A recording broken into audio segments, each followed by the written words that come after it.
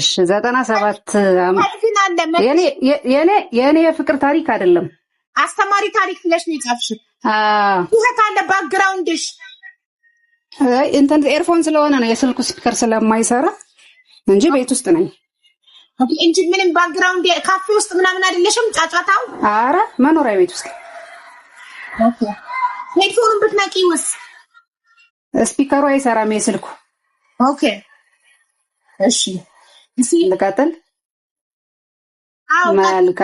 መልካም እሺ 97 ዓመተ ምህረት ይመስላል እንትን ሰኔ 5 ላይ እናቴ ሞታ መስከረም ላይ ወደ ክፍለ ሀገር ሄድኩኝ ወደ አዲስ አበባ መጣሁኝ ክፍለ ሀገር ልጅ ነኝ ከዛ በ30 ብር ደሞዝ ሰራ ነበር ያኔ ከዛ በኋላ ትንሽ ሰርቼ እዛውም ሰራባት ሴትዮ መታራ የሚባል ሀገር ካፌ ስለነበራት እዛ ከሸር አርጋ ወሰደችኝ እዛ ደግሞ በ100 ብር ደሞዝ ወደ 3 አመት አካባቢ ሰራው በሚሊኒየም ለለውጥ ተብሎ ወደ ሌላ ቢዝነስ ገባሁኝ ሱቅ ነገር ከፈትኩ መንጃ ፍቃድም አወጣው ከዛ ያው እየዘለልኩ ልሂድ ብዬ ነው ሰዓትሽንም ተላለ ማለት 2004 ዓመተ ምህረት ላይ ወደ ዱባይ ሄድኩ ከዛ 2006 ተመልሼ እንደገና እዚሁ አዲስ አበባ መስራት ጀመርኩ ከዛ ከ2006 እስከ 2008 እንደገና እዚህ ቆይቼ 2009 ላይ ወደ ግብጽ ሄድኩ ግብጽ ሄድኩት በሳራ በራን ቪዲዮ ካስፈለገ ለልክልሽ እችላለሁ ያለኝ ቪዲዮ እስካሁን ድረስ የሚጠጣው ውሃ በጣም ይዘገነናል ጋዝ ያለው ውሃ ነው ብዙ እንዳትጠጭ ጋዝ ይጨምሩበታል ውሃው ላይ ትንሽ እንድትጠጭ መንገር ላይ እንዳያልቅ እና በራውን ስናልፍ ትንሽ አስከሬንም ምናምን አግኝተና ቀብረናል ሁሉና ከባድ ነበር ከግብጽ ከንተም ከበሳራ በረሃ ግብጽ አስዋን ገባን ከዛ ካይሮ የተወሰነ ጊዜ ቆይቼ ጥሩ ሰዎች ናቸው የገጠሙኝ ካይሮ እንዳጋጣሚ ሆኖ እድል ሆኖ 4 አመት ሰርቼ መጣውና አዲስ አበባ ላይ ቤት ገዛውኝ አዲስ አበባ ላይ ኮይ ፈጨ ላይ ባለ 2 መኝታ ገዛው ከዛ በኋላ ከተመልሼ ድጋሜ ሄድኩኝ እነሱ ጋር ከዛ ጨርሼ ተመልሼ መጣው ማለት ነው አሁን ከመጣሁ 2 አመቴ ነው አሁን እንደገና ምንድነው የሆነው ከባለፈው ሳምንት ብቻ መንገዴን ስቴፓን ትንሽ አጠራ አድርጌ ነግሬሽ ነው ለለፍ ብዬ ነው ባለፈው ሳምንት ሐሙስ ዕለት ትንሽ ወደ እምነቱ ምንም አልልም ማለት ያን ያህል ጠንካራ ባልሆንም ሰነፍ አይደለሁም እና ከቤተ ክርስቲያን ስመጣ የሆነ አባት አግኝተውኝ ዘብር ገብርኤል ብትመጪ ማረፊያውን ሻለው ጻድቃኔ ማርያም ብትመጪ ማረፊያውን ሻለው ልጅ የእንትን ላምበረት መናኸሪያን አላቀውም ሸኝኝ ይሉኛል ከዛ እሳቸውን ለመሸኘት ታክሲ እዛ ጋር ነው ያለው አባቴ አልኳቸው ወይ ልጅ እዚህ ጋር ባለችው ታክሲ እንይትሉ ገንዘብ የለኝም የራይድም ከፍለው እዛ ጋር ታክሲ አለ ልሸኘውት ስላቸው አይ በዚህች እንሄዳለን እኔ አራሽ ቀዳሽ ነኝ ችግር የለውም ገንዘብ አለ በዚህ ሸኘኝ ሲሉኝ እውነት መስሎኝ አብሬያቸው ገባው ለካ አብሬያቸው ስገባ መድኃኒት አስነክተውኝ ነው የገባሁት አላወኩም እኔ የእመቤታችን ስዕል አድኖ ይዘው ስለነበረ ማለት ነው ከዛ በኋላ በቃ አስፋልት ተሻግራ የሆነች ሴት መጣች የሆነ ልጅ ከጎን መጣ እኔን መሃል አስገቡኝ ከዛ በኋላ የተፈጠረውን ነገር አላስታውሰውም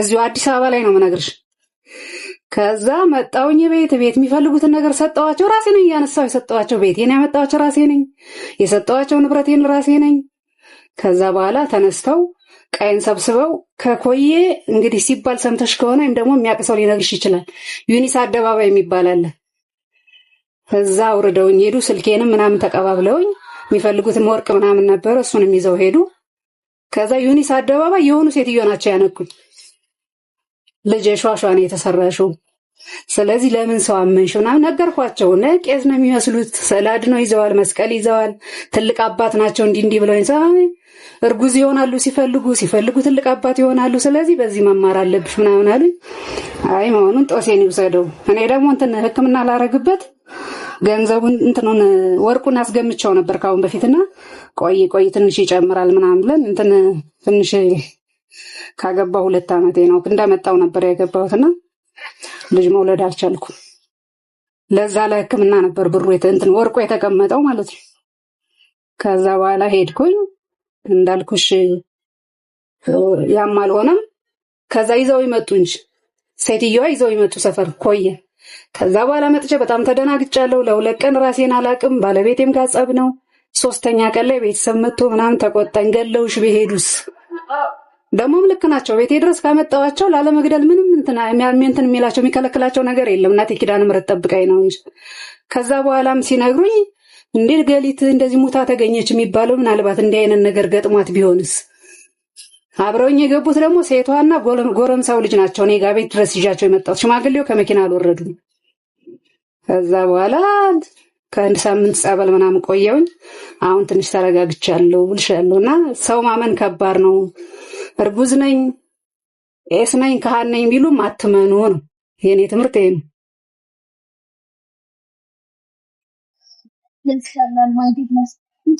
ቤትሽ ሰው አልነበረ?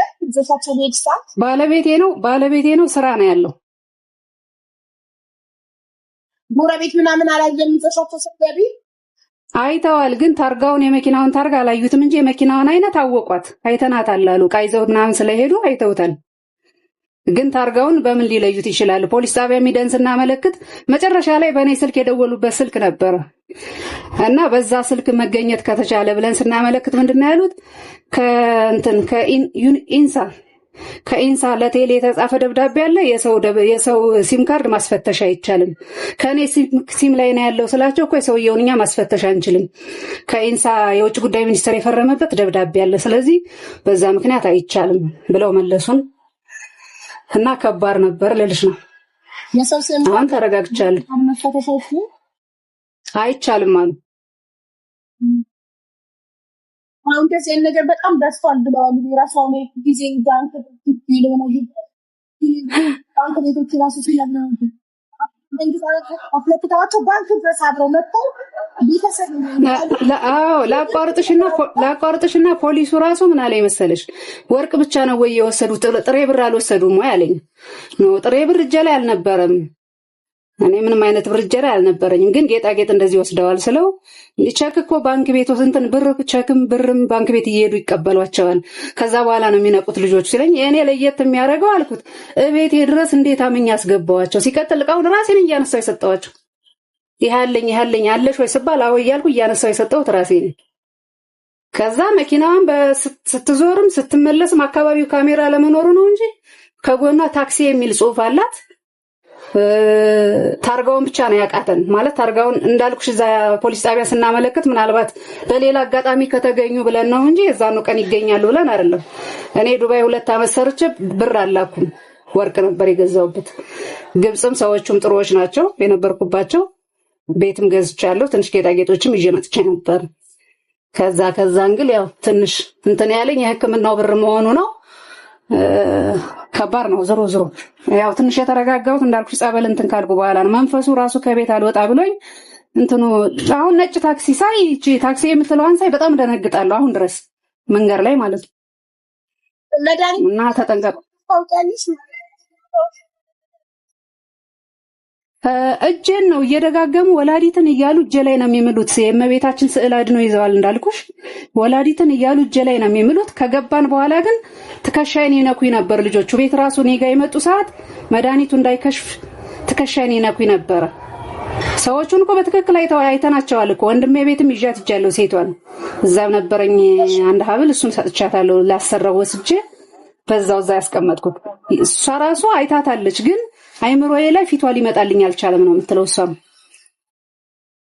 ምን ነገር አለባቸው ሰው አይን ላይ እንዳይቀር ወይ ሰው አይምሮ ላይ እንዳይቀር ጭራሽ እኔ ቀና ብዬ ብታምኝም ባታምኝም ቀና ብዬ በተለይ ሁለቱን አላየዋቸውም። ሽማግሌውን ነው መጀመሪያ ያናገርኳቸው። ቀና ብዬ ጭራሽ አላየዋቸውም። ከዛ በኋላ መድኃኒቱ ምን እንዳይል ትከሻሽን ነው ተተሎ የሚነኩሽ። ወይኔ እኔ እኮ ታውቂያለሽ አላምንም ነበር እንደዚህ አይነት ነገር አፍሪካ ማንም ሰው ላይ ይሰራል። እኔም እንዳንቺ ነበርኩኝ። እንደዚህ ብር ሰጡ ሲባል ዜናም ላይ በሰፈርም ሲወራ ፌክ ነው እባክሽ ፊልም ነው ነበር የምለው። እኔ ራሱ አውቀው ነው ነበር። ያው በራስሽ ላይ ሲደርስ ነው ሁሉም ነገር የሚገባሽ። እኔም እንዳንቺ ነው ማለት ጭራሽ ውሸት ነው፣ ሊሆን አይችልም። እንዴት ነው እንደዛ? ለነሱ እንዴት ይሰራል? ይሄ እኔ እንዳልኩሽ ነው የተደናገጥኩት። እንትን ያልኩት ጼካኒ አይደለም እሷ ጋር ጫጫታ ስላለ ነው። ሄድፎኗ ተበላሽቶ ምንድነው ስልኳ ማይክ አይሰራም በሄድፎን ነው የምሰማው ነው የምትለው እንዴ ጫጫታ ነው የምሰማው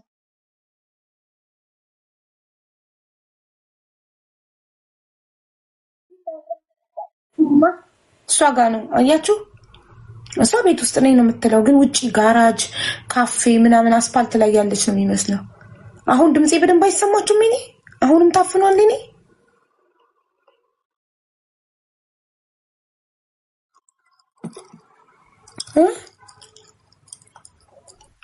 አሁን ይሰማችኋል ታፍኖ የነበረው ይሰማል ኦኬ እኮ ታፍኖ የነበረው ድምጼ እሷ ጋር ያለው ጫጫታ ድምጼን ስለዋጣው ነው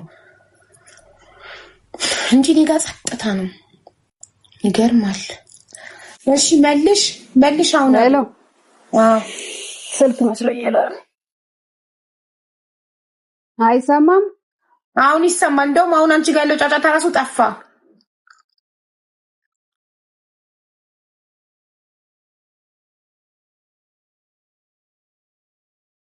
አቤት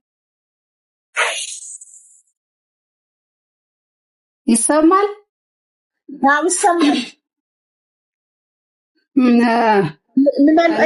ብዙም ሰው ላይ አትመኑ ነው ምን አሰብኩ መሰለህ ፈጣሪ ይሄ ነገር እንዲፈጠር ያደረገው በተፈጥሮ እንድትወልጂ በሕክምና ሳይሆን በሰው ሰራሽ ሳይሆን በተፈጥሮ እንድትወልጂ ስለፈለገ ይሆናል እንደዛ ብለሽ አስበሽ ታውቂያለሽ አይ እሱማ ያው ለአባቶችም ስለነገርን ያው ጸበል መተውረጩ ቤቱን ከዛም በኋላ እንግዲህ ጸበል ላይ ነኝ እስካሁን ድረስ ያው የተረጋጋሁት በዚህ ሰሞኑን እንደው እንግዲህ መጨረሻውን ደግሞ እናየዋለን ታያለሽ ፈጣሪ የመታከሚያው ለመውለጃ መታከሚያ ያዘጋጅ ገንዘብ እንዲጠፋ ያደረገው ፈጣሪ ጻፈው ነው በተፈጥሮ ልጅ ሊሰጥሽ ስላሰበ ነው ይሆናል እንግዲህ ታያለሽ ሻቤ ስላገኘሁሽ ደስ ብሎኛል ቴንኪው ያው አጠራ አድርጌ እንትን ልበል ብዬ ነው ጊዜሽንም እንዳልሻማ በጣም እናመሰግናለን ጦስሽን ይሰድ ዋናው አንቺ ጤና የሰው ልጅ መልካም በህይወት ካለ ቡጋ ካለው ጤነኛ ከሆነ ሁሉም ነገር ይተካል ቤትሽንስ በስማቸው አዙረሽላቸው ቢሆንስ ከዛ በኋላ እንዳልኩሽ ነው ፈርታን ዶክመንቱን ወደ አክስቴ ያለች እዚህ አክስቴ ጋር ወሰድና ተመልሰው የሚመጡ ሁሉ ላይ ይመስለኛል አሁን እኔ ከፍ ያለ ነው ደረጃው ወደ 4ኛ ላይ ነው ቤቴና 5ኛ ላይ ተላይሁኝ እንደዚህ ቢጭ ነጭ ታክሲ ሳይ በሩን በደንብ አጥብቄ ዘጋሉ እነሱ ቢሆኑ ስላለው ጭራሽ አይሽ ተሬላ ፎክሽ ነው